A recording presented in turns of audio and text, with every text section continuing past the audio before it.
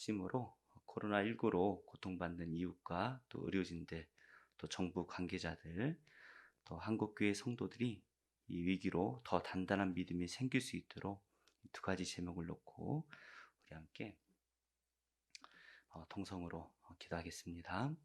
하나님, 우리가 코로나19로 힘든 시기를 보내고 있습니다. 그러나 우리 하나님께서 이 가운데 은혜를 베풀어 주시고 하나님께서 특별히 은혜를 다하여 주셔서 하나님이 고통받고 있는 이때에 고통받는 우리 이웃들을 기억하여 주시옵소서. 경제적인 위기로 힘들어하는 우리 이웃들 하나님께서 기억하여 주시고 그들의 필요를 채워주시고 낭망하지 아니하도록 도와주시며, 또 코로나19 때문에 힘들어하고 있는 또 많은 이웃들이 있습니다. 이 질병 속에서 그 영혼들을 구원하여 주시고 하나님 앞에 또 나와서 마음껏 예배할 수 있는 그들이 되도록 도와주시오며, 힘든 이 기간 동안 오직 하나님만 구하며 살아가는 우리 모두가 되게 하여 주시옵소서. 하나님, 또 코로나19로 또 의료진들이 많이 힘든 가운데 있습니다. 정부 관계자들도 많이 힘든 가운데 있습니다. 이 모든 위기가 정말 우리가 합심하는 마음이 되게 하여 주시고 우리가 서로를 또 격려하고 독려하며 위로하여서 이 위기 속에서 힘을 얻고 우리에게 맡겨진 임무를 잘 감당할 수 있는 지혜와 또 체력도 허락하여 주시옵소서. 그 힘든 마음들 주님께서 친히 위로하여 주시기를 간절히 소원합니다. 하나님, 이 위기로 인해서 또 한국교회가 잠시 문을 닫게 되었습니다. 그러나 우리가 온라인 예배를 드리면서 우리의 믿음이 더욱더 단단해질 수 있도록 도와주시고 우리의 중심이 하나님을 향할 수 있도록 도와주시며 더 하나님께 나아가는 우리 모두가 되기를 원합니다. 하나님, 깊이 하나님을 묵상하는 시간 되게 하여 주옵소서. 우리의 믿음을 다시금 되돌아보는 시간이 되게 하여 주시옵소서. 하나님, 우리가 지금까지 정신없이 신앙생활을 했다면 이 코로나19로 인해서 우리가 깊이 하나님을 생각하며 우리의 믿음을 생각하며 또 하나님께서 우리를 향하신 뜻이 무엇인지 깊이 생각하는 귀한 시간이 되게 하여 주옵소서. 하나님, 이 예배를 하나님께 올려드립니다. 이 예배 가운데 하나님 받아주시고 우리가 온라인으로 주님을 예배하지만 우리 하나님께서 이 예배를 통하여 홀로 영광 받으시며 우리 각자가 있는 그곳에 성령으로 함께 하시고 우리가 그곳에서 예배를 드릴 때에 그곳에 은혜를 부어 주시옵소서. 예수님의 이름으로 기도드립니다. 아멘. 우리가 은혜라는 찬양을 함께 불렀으면 좋겠습니다.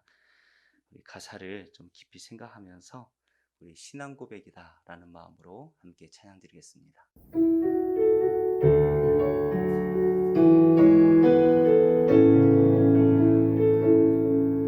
내가 누려왔던 모든 것들이 내가 지나왔던 모든 시간이 내가 걸어왔던 모든 순간이 당연한 것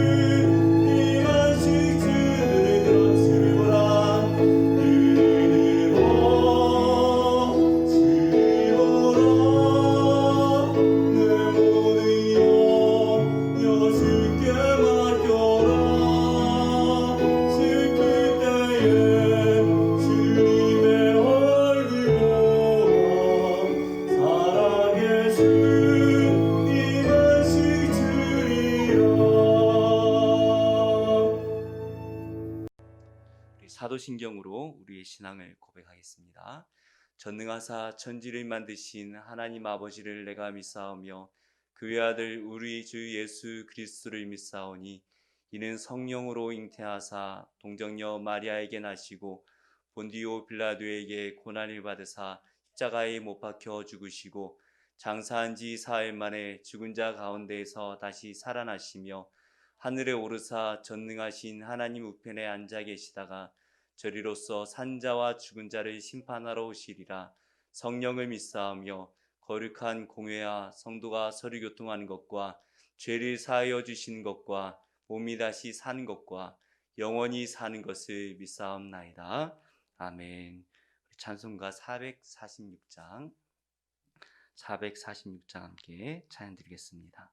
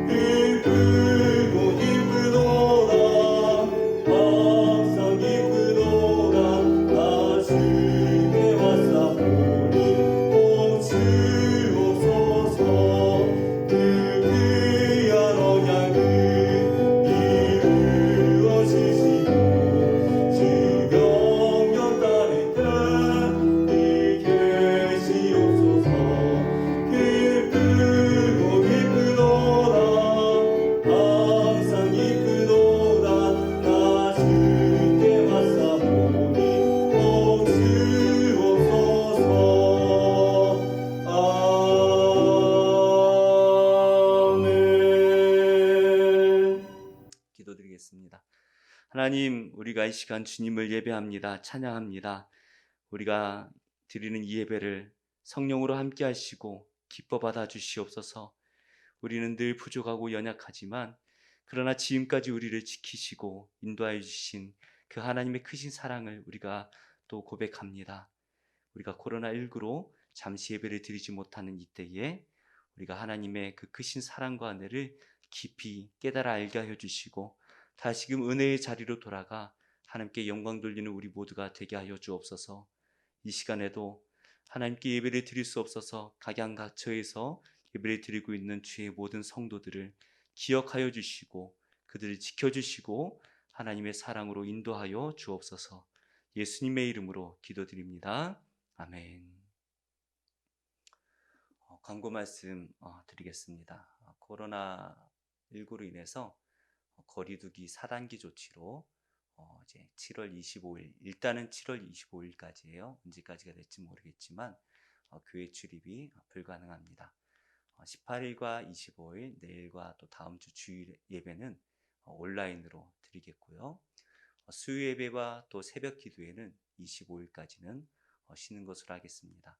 혹시 개인적으로 또 새벽에 혹은 또 다른 시간에 기도하기 원하시는 분은 저에게 연락 주시면 감사하겠고, 헌금을 꼭 지금 드려야 되겠다 하는 분들은 온라인 계좌로 입금을 해주시면 되겠고, 가능하면 4단계 조치가 끝나고 혹은 지나시던 길에 들러서 헌금함에 예물을 드리시면 되겠습니다.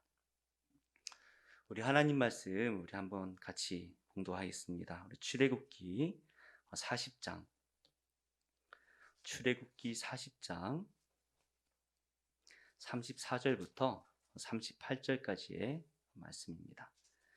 출애굽기 40장 34절부터 38절까지의 말씀입니다. 우리 한번 같이 천천히 봉독하겠습니다. 구름이 회막에 덮이고 여호와의 영광이 성막에 충만하매 모세가 회막에 들어갈 수 없었으니 이는 구름이 회막 위에 덮이고 여호와의 영광이 성막에 충만함이었으며 구름이 성막 위에서 떠오를 때에는 이스라엘 자손이 그 모든 행진하는 길에 앞으로 나아갔고 구름이 떠오르지 않을 때에는 떠오르는 날까지 나아가지 아니하였으며 낮에는 여호와의 구름이 성막 위에 있고 밤에는 불이 그 구름 가운데에 있음을 이스라엘의 온 족속이 그 모든 행진하는 길에서 그들의 눈으로 보았더라. 아멘. 우리 은혜 안에 머무는 삶이라는 말씀으로 우리 함께 말씀을 나누겠습니다. 코로나19로 이렇게 두 분 지금 반주자 두 분 앉아 계신데 낯섭니다. 이런 광경이 새벽 기도에 드리는 것 같기도 하고 또 새벽에 혼자 여기 서서 혼자 설교하고 그랬던 때도 좀 가끔 있었는데 그때도 생각이 나고 하네요. 하지만 오늘 우리가 은혜 안에 머무는 삶이라는 제목처럼 우리가 은혜 안에 머물게 된다면 우리에게 주어진 이 환경은 아무 문제가 되지 않을 것입니다. 오늘 말씀은 우리가 잘 알고 있는 대로 출애굽기 40장 출애굽기의 마지막 말씀입니다. 출애굽기의 시작은 그렇죠. 야곱의 자녀들이었던 이 70명이 출애굽이 아니라 애굽 땅에서의 삶을 시작했고 430년 정도가 지나는 동안 장정만 해도 60만 명이 되는, 그래서 추정을 해보면 약 200만 명이 넘는 한민족이 되었습니다. 그런데 요셉이 죽은 후에 얼마 지나지 않아서 이 애굽은 이스라엘 백성들을 종으로 부르기 시작을 하죠. 그래서 대부분의 애굽 생활은 이스라엘 백성들에게 종생활이었습니다.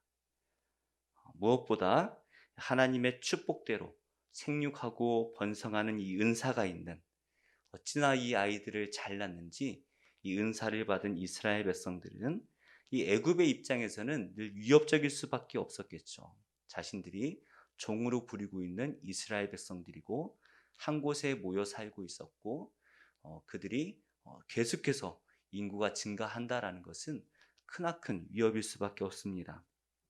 그래서 애굽이 이스라엘 백성들을 더욱더 힘들게 만들죠. 계속해서 어떻게 하면 이들이 힘들게 만들까라는 것을 고민하고 심지어 영아 살해라는 이 극단적인 이 조치까지 취하면서 이제는 더 이상 이스라엘 백성들이 견딜 수 없는 지경에 이르게 됩니다.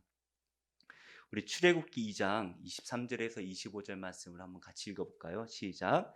여러 해 후에 애굽 왕은 죽었고 이스라엘 자손은 고된 노동으로 말미암아 탄식하며 부르짖으니 그 고된 노동으로 말미암아 부르짖는 소리가 하나님께 상달된지라.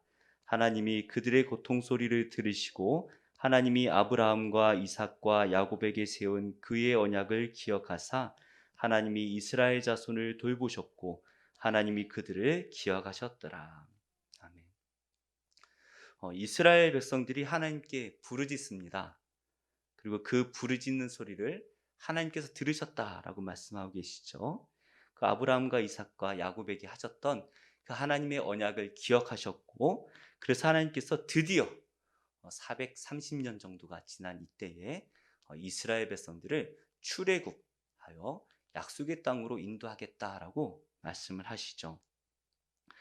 이스라엘 백성들은 애굽의 노예로 살았습니다. 그렇기 때문에 그들을 약속의 땅으로 이끌어오기 위해서 하나님께서 10가지 재앙을 애굽 위에 내리시는데요. 이 10가지 재앙을 통해서 말씀하시고자 했던 내용은 바로 이것이죠. 이 세상에 유일하신 하나님, 유일하신 신은 오직 여호와 하나님 한 분뿐이다 라는 것을 알게 하십니다. 애굽 사람들도 알게 하시고 이스라엘 백성도 알게 하시고 이스라엘 백성들이 가야 하는 그 가나안 백성들도 알게 하시죠. 그리고 이제 6월절과 이 마지막 10번째 재앙을 지나면서 이스라엘의 모든 생명이 바로 하나님의 것이다라는 것을 알게 하십니다. 어떻게 보면 철저하게 하나님만을 생각하는 하나님 입장에서 말씀하시는 것 같죠. 너희 생명은 내 거야 라고 말씀하실 때에 너무 이기적이신 것 같아 라고 들릴 수 있죠. 그래서 네 생명도 내 거고 내 생명도 내 거야 라고 말씀하시는 이기적인 하나님처럼 보일 수도 있지만 사실은 그게 아니에요. 너는 내 것이야. 그리고 나도 네 거야. 나는 이제부터 널 위해 살 거야 라고 약속하시는 거예요. 마치 부부가 하나가 되면 어느 한편의 것이 되는 것이 아니죠. 만약 그렇게 산다면 너무나 이기적인 것이고 불행한 것이고 반드시 문제가 생겨요. 부부가 서로 간에 너는 내 거야 라고 말할 때에 우리는 하나야. 그리고 난 널 위해 헌신할 준비가 됐어 라는 것을 말하는 것입니다. 온 세상의 유일한 이 하나님께서 애굽의 노예로 있던 이 이스라엘 백성들을 자신의 거룩한 백성으로 삼아주셨다라는 것. 더 나아가서 이 이스라엘 백성들, 노예로 있던 이스라엘 백성들을 온 세상의 제사장 나라로 삼으시겠다라는 것은 이 400년을 종살이하던 이 이스라엘 백성들에게 이해할 수 없는 은혜죠. 감당할 수도 없고 이해할 수도 없어요. 그래서 문제가 생기는 거예요. 한 번도 이런 큰 은혜를 받아본 적이 없기 때문에 이 진짠가 가짠가 하면서 자꾸 하나님을 시험하죠. 근데 하나님께서 이스라엘 백성들과 함께 하시고 계시다라는 것을 어떻게 알 수 있을까요? 물론 이 구름 기둥과 불 기둥이 늘 함께 있었고 만나와 메추라기라는 이 기적이 늘 이스라엘 백성들과 함께 했죠. 그래서 낮에는 구름 기둥으로 밤에는 불 기둥으로 하나님께서 우리와 함께 하신다. 그리고 아침에 눈을 떠보면 만나라는 생전 처음 보는 것이 떨어져 있는데 먹으니까 너무 맛있는 거예요.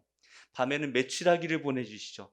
매일매일이 정말 기적과 같은 삶을 살아가고 있어요. 그런데 우린 너무나 잘 알고 있죠. 인간은 매일 일어나는 은혜는 은혜로 여기지 않아요. 당연한 것으로 여기는 못된 습관이 있어요.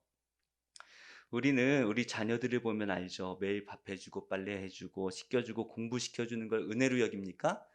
당연히 아니죠. 밥 먹으라고 10번을 말해야 겨우 먹으러 오고 빨래통에 제발 좀 양말을 넣어라. 뒤집어서 넣지 말고 바로 넣어라. 절대 듣지 않아요. 귀찮은 잔소리죠. 도대체 왜 공부를 하라는 것인지 공부를 안 해도 되는 이유만 찾는 아이들처럼 이렇게 반항을 합니다. 그런데 잠시든지 오랜 기간이든지 어쩔 수 없이 부모님과 떨어져 살아야 되는 때가 오면 그 모든 것이 은혜였다라는 것을 깨닫게 되죠. 그래서 그 잔소리가 그리워져요. 늘 불평만 하던 이스라엘 백성들이었습니다. 하나님께서 늘 함께 하시는 것을 은혜인지 모르던 이스라엘 백성들이었지만 이 금송아지 사건으로 하나님의 진노를 받고 자신들이 출애굽하고 여기까지 온 것, 그렇죠? 이것이 하나님의 은혜였다라는 것을 비로소 깨닫게 되는 거예요. 하나님이 떠나가시니까 그제서야 하나님께서 우리와 함께 하셨다라는 것이 너무나 큰 은혜였구나라는 것을 깨닫게 되죠. 제가 계속해서 이 신의 산 언약이 결혼식과 같다라고 말씀을 드리고 있는데 제가 결혼을 하고 처음으로 내가 결혼을 했구나라고 느낀 게 언제냐면 결혼식 할 때는 뭐 정신이 하나도 없죠. 그런데 결혼식을 다 마치고 이제 좀 늦게 집에 들어왔어요. 해가 이제 막 질 때쯤에 늦게 집에 들어가는데 제 아내가 자기 집에 안 가는 거예요. 이 여자가 왜 자꾸 날 따라오지? 왜 안 가지? 밤이 됐는데 그때 제가 딱 깨달았습니다. 결혼했구나. 실감이 딱 나더라고요. 이제 이 아내가 그때는 뭐 이 여자라고 했겠죠. 이 여자가 집에 안 가도 되는구나. 이 결혼이구나. 실감을 했습니다. 연애를 할 때는 하나님께서 이스라엘 백성들과 연애를 할 때는 모세를 신의 산에서 불러서 말씀을 하시죠. 그런데 이제 결혼을 했잖아요. 예. 한번 파기가 될 뻔했지만 모세의 중재로 어찌됐든 결혼을 하게 됩니다. 그러니까 이제는 어떻게 돼요? 함께 살아야 되지 않겠습니까? 하나님께서 이스라엘 백성과 함께 살아야 되는 거예요. 모세를 만나 주셨던 이 시내 산을 이동할 때마다 산을 들고 다니실 수는 없을 것이고, 또 이 시내 산은 이스라엘 진영과 동떨어져 있잖아요. 이제 하나님께서는 너희들, 이스라엘 백성들, 너희들과 내가 함께 살겠다. 그러니까 너희가 성막을 지어라 라고 말씀을 하시죠. 금송아지 사건으로 하나님께서 우리와 함께 하신다. 하나님께서 우리와 함께 하신다. 이 임마누엘의 하나님이 얼마나 소중한 것인지 다시 깨달은 이 이스라엘 백성들은 온전한 헌신과 또 온전한 순종으로 이 성막을 지었죠. 그래서 그들이 자원하는 마음으로 매일 아침마다 예물을 가지고 오는데 너무 많이 가지고 와서 더 이상 가지고 오지 말라고 광고를 해야 되는 거예요. 우리 광고가 참 중요해요. 광고를 자꾸 안 듣는 분은 다 끝나고 또 아침에 갖고 왔는데 다시 갖고 가야 되는 거죠. 헛수고죠. 광고를 잘 들어야 됩니다. 농담이었고요. 자, 그 정도로 이스라엘 백성들이 예물을 가지고 하나님께 헌신하고자 기쁜 마음으로 헌신하는 거죠. 하나님께서 우리와 함께 하시는구나. 그리고 또 부살렐과 이 오홀리압을 중심으로 감동하여서 봉사하기로 자원하는 이 사람들이 모여서 성막을 만들었죠. 제가 대충 이렇게 따라가서 계산을 해보니까 한 6개월 정도 만들었던 것 같아요. 정확하진 않지만, 그런데 이 기간 동안 이스라엘 백성들이 열심히 성막을 만듭니다. 광야입니다. 정말 열악한 상황이죠. 요즘에 너무나 더운데 아마 이 광야도 마찬가지일 것 같아요. 누가 성지순례를 갔다 와서 그런 말을 해요. 이 광야에서 버스에서 내리자마자 모두가 똑같은 말을 한대요. 헉! 그냥 숨이 턱 막힌다는 거죠. 물론 구름 기둥이 그곳을 가리고 있지만 광야라는 곳은 일을 하기 쉬운 곳은 절대로 아니죠. 그러나 이 열악한 환경에서도 정말 최선을 다해서 성막을 만들고 무엇보다 계속 기도하면서 하나님의 지혜를 구하면서 하나님, 이 문양은 도대체 어떻게 만들까요? 여쭈어 보면서 기도하면서 지혜를 구하면서 그때그때 하나님께서 성령으로 감동을 주시는 대로 성막을 한 땀 한 땀 만드는 것이죠. 우리 출애굽기 39장 42절 43절 한번 같이 읽어보겠습니다. 시작. 여호와께서 모세에게 명령하신 대로 이스라엘 자손이 모든 역사를 마침에 모세가 그 마친 모든 것을 본즉 여호와께서 명령하신 대로 되었으므로 모세가 그들에게 축복하였더라. 이스라엘 백성들이 이제 성막과 그 안에 들어가는 모든 집기들을 다 만들었습니다라고 이제 모세에게 보고를 하니까 모세가 그걸 한번 가지고 와서 펼쳐 보아라. 이스라엘 백성들 앞에 성막을 세우는 게 아니라 모든 이제 부품들을 다 이제 펼쳐 놓는 거예요. 모세가 그것들을 하나하나 보는데 하나님께서 모세에게 말씀하셨던 그대로, 그리고 말씀하시지 않았던 정교한 부분들까지도 모세가 보기에 너무나 만족스럽게 만들어진 것이죠. 그래서 하나님께서 시키지도 않으셨는데 시키셨을 수도 있지만 말씀에 기록되지 않죠. 그런데 모세가 이 이스라엘 백성들에게 축복을 합니다. 얼마나 기뻤는지 축복이 절로 나오는 거예요. 근데 모세의 반응이 이렇게 기뻤다면 우리 하나님의 반응은 어땠을까요? 우리 40장 1절 한번 같이 읽어볼까요? 시작. 여호와께서 모세에게 말씀하여 이르시되, 하나님께서는 모세에게 출애굽한 지 약 1년이 되던 때죠.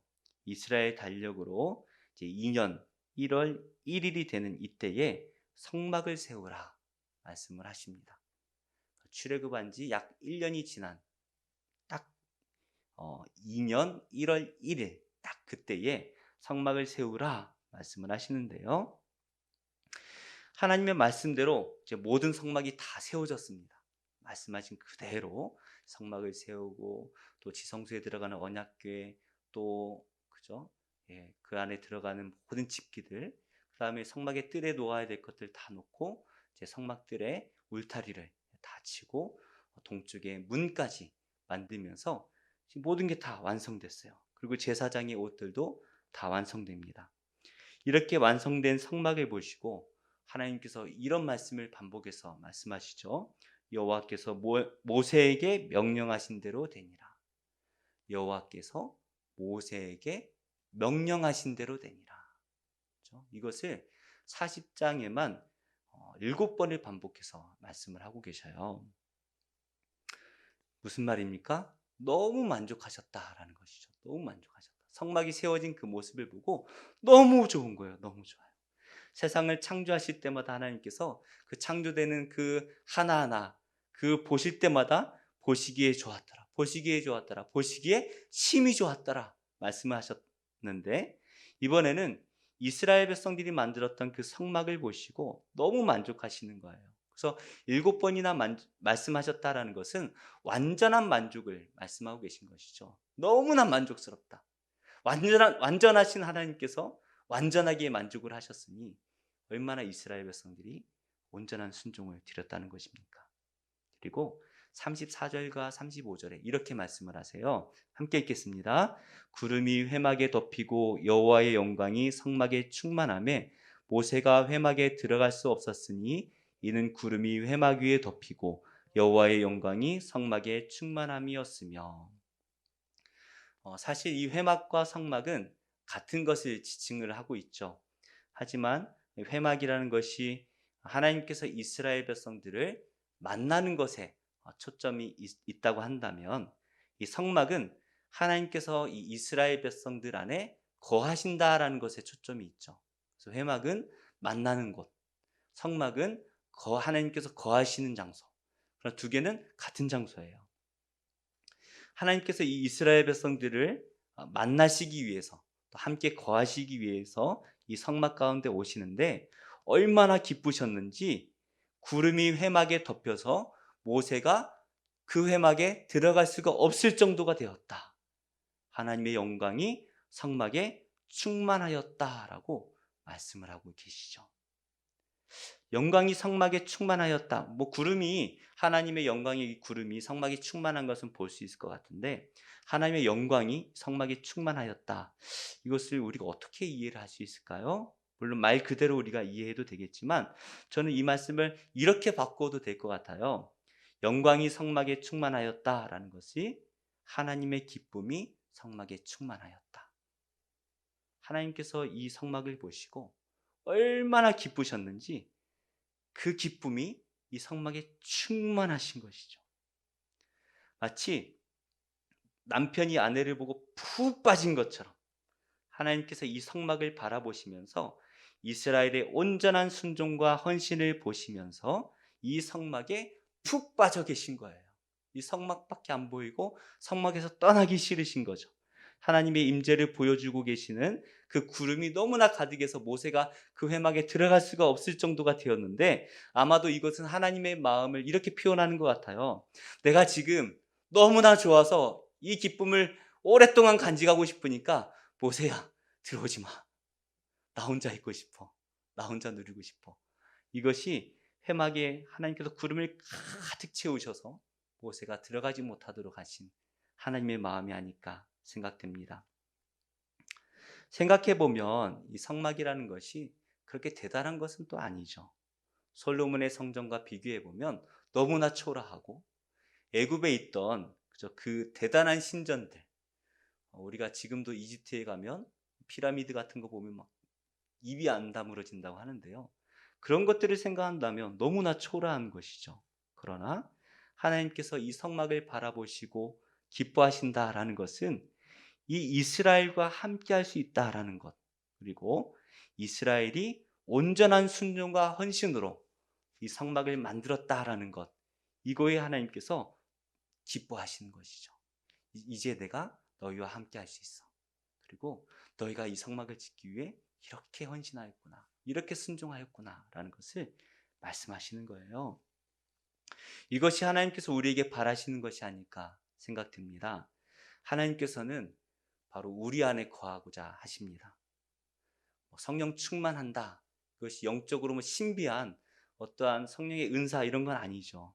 우리가 하나님의 말씀에 집중하고 우리가 기도하는 일에 전념하고 늘 찬양이 우리 입술에서 끊이지 않는 것, 이것이 바로 성령 충만한 삶이 아닐까 생각이 되어집니다. 하나님께서 우리 안에 늘 함께 하시는 것, 이것은 우리도 하나님께 바라는 것이지만 동시에 하나님께서도 우리에게 바라시는 거죠. 너의 생명 내 거야 라고 말씀하실 때에 네 안에 나 있어 라고 말씀하시는 거죠. 두 번째로 하나님께서는 우리의 온전한 순종을 기뻐하신다라는 것이죠. 순종이 제사보다 낫다라고 말씀하시는데 사실 우리가 하나님께 순종해봐야 뭐 대단한 것에 순종할 수 있겠습니까? 그죠? 별거 아니겠죠. 그러나 우리 하나님께서 영광으로 성막에 가득하셨던 것처럼 우리의 이 작은 순종에 기뻐하시는 분이다라는 것을 우리가 알 수가 있습니다. 사실 구름 자체는 하나님이 아니에요. 하나님은 우리 눈에 보여지는 분이 아니죠. 그래서 이 구름은 하나님께서 우리와 함께 하신다라는 것을 우리가 볼 수 있도록 눈으로 보여주시는 것인데, 그런데 36절부터 38절의 말씀은 이 구름 기둥과 불 기둥에 대해서 말씀을 하시죠. 근데 생각해 보면 이 구름 기둥과 불 기둥이라는 것은 오늘 말씀 훨씬 이전에 출애굽할 때부터 하나님께서 함께 하셨던 거 아니겠습니까? 근데 오늘 말씀에 또다시 기록을 하고 계신 거예요. 늘 함께 하고 있던 이 구름 기둥과 불 기둥 아닙니까? 어떻게 보면 이스라엘 백성들에게는 너무나 흔한 광경이었을 거예요. 매일매일 보이는 당연히 구름 기둥이 있지, 당연히 불 기둥이 있지, 너무나 당연한 일이었어요. 너무 당연하게 만나가 내렸고 아까 말씀드렸듯이 너무 당연하게 외출하기가 내리죠. 조금만 생각하면 얼마나 큰 은혜입니까? 하나님께서 우리와 구름 기둥으로 함께 하시고 불 기둥으로 함께 하세요. 생각해 보세요. 우리 안양 좋은교회에 하나님의 영광의 구름이 쫙 올라가 있는 거예요. 기둥이 얼마나 큰 축복입니까? 그런데 매일매일 이것이 이루어지다 보니까 너무 당연한 것이 됐다는 거예요. 만나? 당연한 거예요. 외출하기? 당연한 거예요. 은혜가 은혜라는 것을 잊어버리는 것이죠. 그런데 금송아지 사건 때문에 하나님께서 떠나가실 뻔한 그 일이 일어날 때에 하나님께서 우리와 함께 하신다라는 것이 얼마나 큰 은혜인지가 다시금 깨달아지는 것이죠. 그동안 하나님께서 우리와 구름 기둥으로 함께 하셨구나. 그동안 하나님께서 우리와 불 기둥으로 함께 하고 계셨구나. 이것으로 우리에게 임재하시는 것을 보여주셨구나. 잠시 시내산에만 머물던 그 구름이, 잠시 모세의 임시 회막에 머물던 그 구름이 다시 이 성막 가운데 충만하게 임하셨을 때에 이스라엘 모든 진영의 한 가운데에 하나님의 구름이 임재하실 때에 이스라엘 백성들은 그것을 보고 감격할 수밖에 없다라는 것이죠.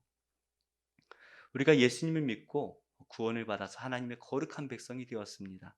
그런데 이 광야와 같은 세상에서 우리는 늘 고난 속에 살아가죠. 늘 고난 속에 살아가요. 그런데 때마다 주시는 그 하나님의 은혜, 처음에는 그게 은혜인 걸 알았어요. 그런데 그것이 반복되다 보니까 이 광야 같은 세상 속에서 하나님께서 주시는 그 은혜가 은혜라는 것을 잊어버리게 되는 거예요. 하나님께서 늘 우리와 함께 하시는데 우리는 두 가지 반응으로 하나님께 반응을 하는 것 같습니다. 첫 번째 반응은 그 은혜를 너무나 잘 알아서 늘 기쁨과 감사와 찬양이 그치지 않는 것이에요. 우리가 이렇게 되기를 축복합니다. 하나님께서 늘 우리와 은혜로 함께 하시는구나. 그 은혜가 매일 보이는 것이죠. 그런데 우리는 두 번째 반응에 빠지기가 쉽죠. 하나님께서 우리와 함께 하시는 것이 귀찮아요. 이 세상에서도 할 게 너무나 많고 이 세상에서도 누릴 게 너무 많은데 하나님께서 자꾸 말씀 읽어라, 기도해라, 찬양해라, 예배드려라. 자꾸 귀찮아요. 귀찮아지는 거예요. 그런 분에게 제가 감히 이렇게 조언을 드리고 싶어요. 제가 좋은 말씀으로 조언을 드릴 때 은혜의 자리로 돌아오십시오. 제가 말씀드릴 때 깨닫고 돌아오면 괜찮은데 안 그러면 이스라엘 백성들처럼 하나님께 크게 혼나고 나서 깨달으면 몸도 아프고 마음도 아파요. 그렇죠? 지금 우리에게 있는 이 모든 것이 은혜임을 믿으시기 바랍니다. 너무 당연해서 보이지 않았던 그 구름 기둥과 불 기둥이 은혜였다라는 것을 알게 된 이스라엘 백성들처럼 우리는 지금 이미 은혜로 살고 있다라는 것을 깨달아야 할 것입니다. 이 힘든 광야의 고난을 바라보지 마시고 지금까지 지나왔던 모든 광야의 고난 속에서 우리를 지켜주시고 인도하셨던 그 은혜의 하나님을 우리가 바라보고 깨닫는 복된 시간이 되시기를 예수님의 이름으로 축복합니다. 우리 함께 이 찬양을 함께 좀 묵상하며 불렀으면 좋겠어요. 가사를 보시면 내가 누려왔던 모든 것들이, 내가 지나왔던 모든 시간이, 내가 걸어왔던 모든 순간이 당연한 것 아니라 은혜였소. 아침 해가 뜨고 저녁의 노을, 봄의 꽃향기와 가을의 열매, 변하는 계절의 모든 순간이 당연한 것 아니라 은혜였소. 우리가 너무나 당연하게 여기던 것 아닙니까? 내가 이 땅에 태어나 사는 것, 어린아이 시절과 지금까지 숨을 쉬며 살며 꿈을 꾸는 삶, 당연한 것 아니라 은혜였소. 내가 하나님의 자녀로 살며 오늘 찬양하고 예배하는 삶, 복음을 전할 수 있는 축복이 당연한 것 아니라 은혜였소. 우리가 처음에 시작하면서 하나님께 찬양을 드렸던 찬양인데요. 이 찬양의 가사를 좀 깊이 묵상하면서 우리 함께 하나님께 찬양으로 우리의 신앙을 고백하겠습니다.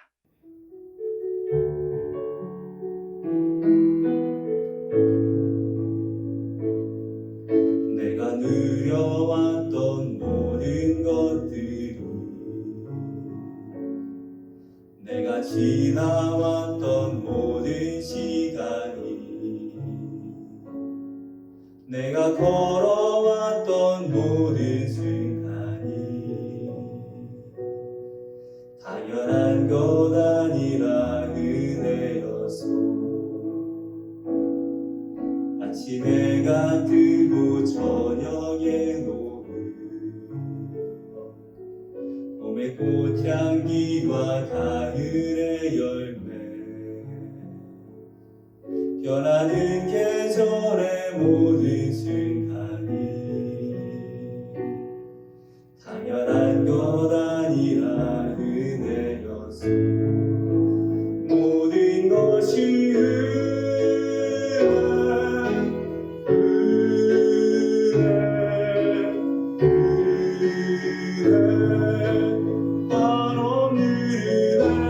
내 삶에 당연한 것 하나도 없었던 것을 모든 것이 은혜였소. 내가 이 땅에 태어나 사는 것, 어린아이 시절과 지금까지 숨을 쉬며 살며 꿈을 꾸는 삶, 당연한 것 아니라 은혜였소. 내가 하나님의 자녀로 살며 오늘 찬양하고 예배하는 삶, 복음을 전할 수 있는 축복이 당연한 것 아니라 은혜였소. 모든 것이 은혜,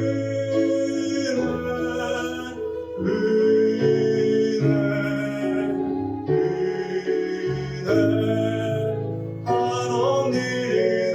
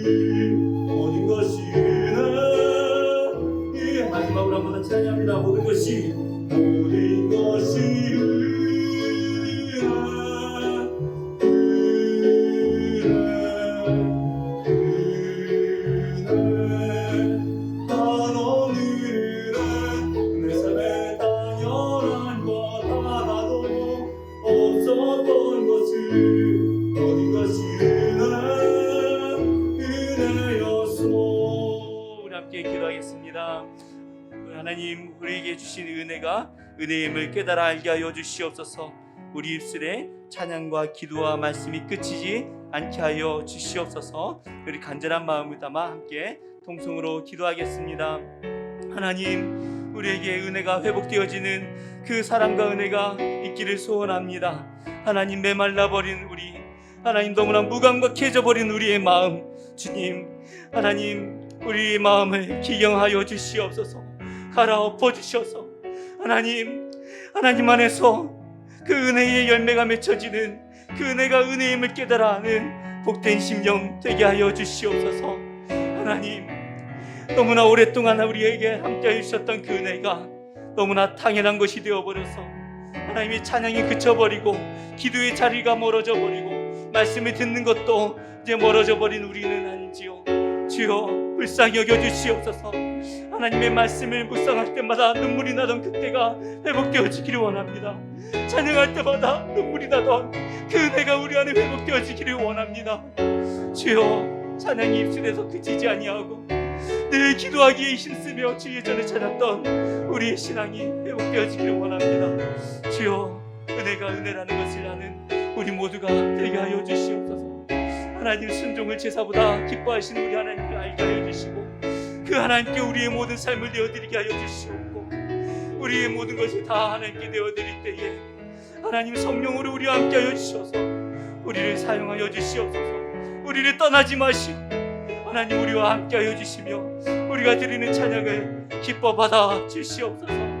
하나님, 부족한 우리를 사용해 주시기를 원합니다. 우리에게 사명을 회복시켜 주시기를 원합니다. 우리에게 바라셨던 그 하나님 그 바라는 그 주님의 그 뜻을 깨달아 알게 하여 주시옵고 우리도 그 하나님의 기뻐하시는 뜻에 온전히 순종하여서 하나님의 말씀대로 되었다라 말씀하시는 우리 인생이 되게 하여 주시고 우리의 모든 인생이 하나님 보시기에 힘이 지왔다라 말씀하시는 복된 인생이 되게 하여 주시옵소서. 하나님, 각 가정에서 하나님 고난 중에도 하나님을 예배하는 모든 심령들을 축복하여 주시고 하나님의 그 축복하심과 그 두 손들어 축복하시는 그 은혜가 모든 가정 위에 함께하여 주셔서 구원의 기쁨에 충만케 하여 주시옵소서. 주님을 찬양합니다. 예배합니다. 우리의 작은 입술도 기뻐 받으시는 하나님을 예배합니다. 우리는 연약하기에 주님 앞에 나와 또 넘어진 모습 그대로 또 예배할 수밖에 없는 우리이지만 우리 하나님께서 우리와 함께 하여 주셔서 매일매일 주님의 은혜가 은혜임을 깨달아 알게 하여 주시옵소서. 말씀을 읽을 때마다 눈물이 흐르게 하여 주시고 찬양이 우리 입술에서 떠나지 않게 하여 주시고 기도의 자리를 사모하는 우리가 되게 하여 주셔서 늘 주님과 함께하며 또 하나님께서 우리 안에 머무시도록 힘쓰는 우리 모두가 되게 하여 주시옵소서. 이제는 우리 주 예수 그리스도의 은혜와 하나님 아버지의 크신 사랑과 성령님의 선하신 인도하심이 주님을 예배하는 복된 모든 성도들 위해 이제로부터 영원토록 함께 하실지어다. 아멘.